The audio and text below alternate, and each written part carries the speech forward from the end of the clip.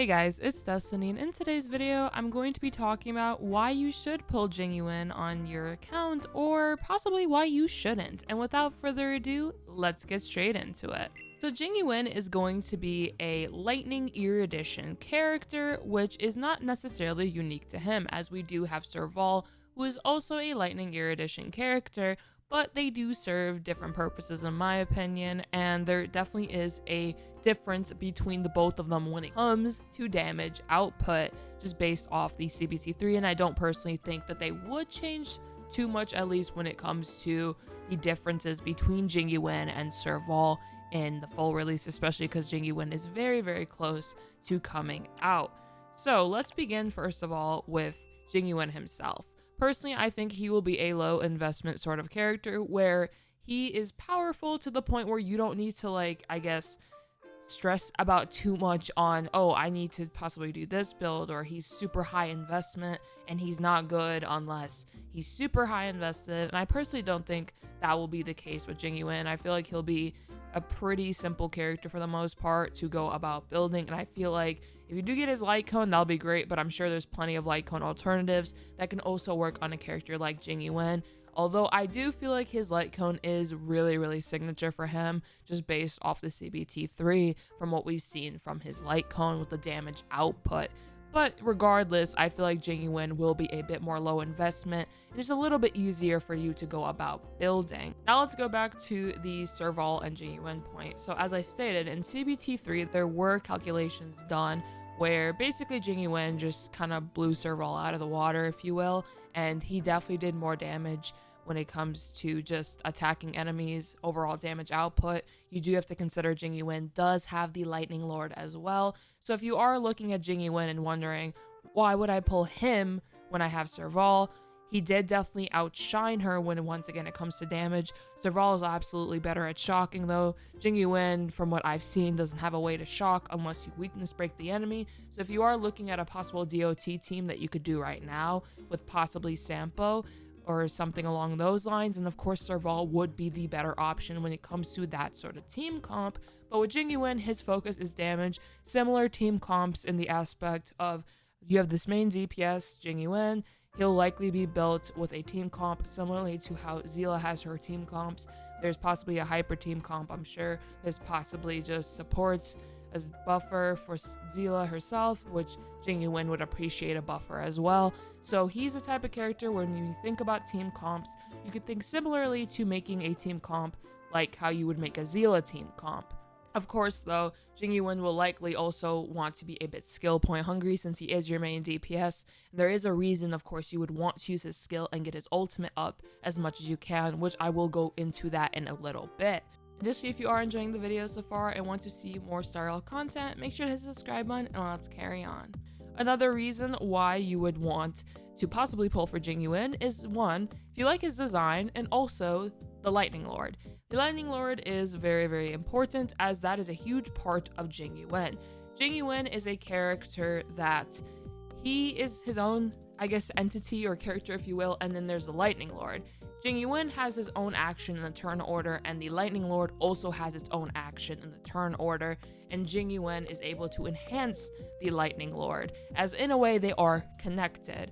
So when you go about playing a game, or rather going about a battle, when you have Jing Yuan, you have to also be considerate of the Lightning Lord, as the Lightning Lord is very unique, and it is the first thing, or rather the first time we're seeing something like this, at least with characters so far. Now, let me just explain the Lightning Lord a bit for you.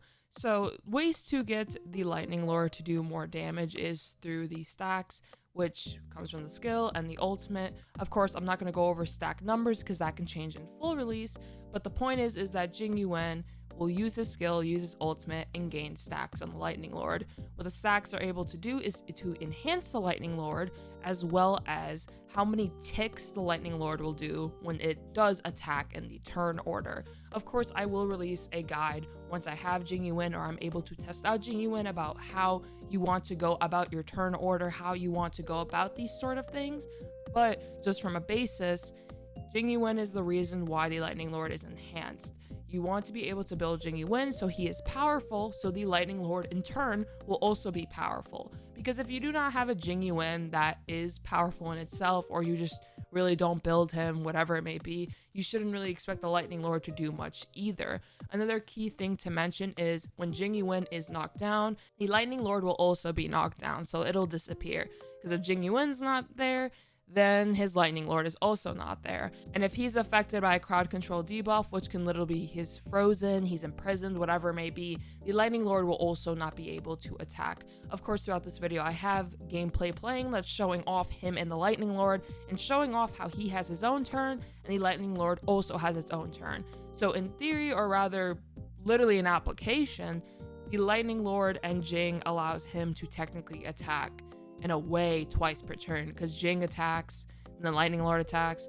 Technically, Jing could possibly attack twice himself if he has enough speed, or if you have a character like Bronya, then Jing will be able to go possibly twice, and the Lightning Lord also goes, which then gives off 3 attacks within that turn order, which is really powerful because it will add up on how much damage you are inflicting onto enemies. So these could be really good reasons as to why you may want to pull Jing Yuan. If they do keep the banner the same from CBT 3.2 full release, which I'm pretty sure they will, that banner will be really, really powerful, really, really good. And I will be doing a banner review as well on that, just to give you guys the rundown of why I think these characters are really good. But I personally think Jing Yuan will be a really good character to pull for, especially if you do like his design. The only negative I would personally say about Jing Yuan is that if you already have other built out DPS characters, possibly like Zila is already built out, maybe you have a Yang Qing fully built out, maybe you have a Himiko built out, whatever it may be, maybe your use for Jing Yuan won't be as, I guess, prevalent. Maybe you won't need him as much because if you already have these other DPS built out characters, you might not need a Jing Yuan as much since you already have DPSs that seem to be doing good. I will say though, to counter that, if we are looking at it from a standpoint of I really want a strong lightning DPS right now, a really, really strong one, I really like Lightning Lord, whatever, I feel like Jing Yuan will be a really good addition to have for your Simulated Universe team, and as well as your Memory of Chaos and later Forgotten Hall teams. I feel like Jing Yuan can definitely serve a really, really good purpose there, especially if the enemy and possibly the minions beside the enemy is weak to lightning. So I feel like Jing Yuan has his purposes, and he once again is a very unique character with his Lightning Lord. And of course, if you like his design, you are interested in him, you should definitely consider pulling for him because, I mean, he does look like a really cool character. The trailers of him have been phenomenal. So I hope you guys, though, enjoyed this video. Let me know in the comments down below if you are going to pull for Jing Yuan or if you're still waiting just to see a few reviews on him once he is here. And if you are interested in him, let me know in the comments down below what made you interested in him. I'm just kind of curious about those types of things. Or if you're skipping him, let me know who you're skipping him for. I hope all of you have a nice one. Of course, peace.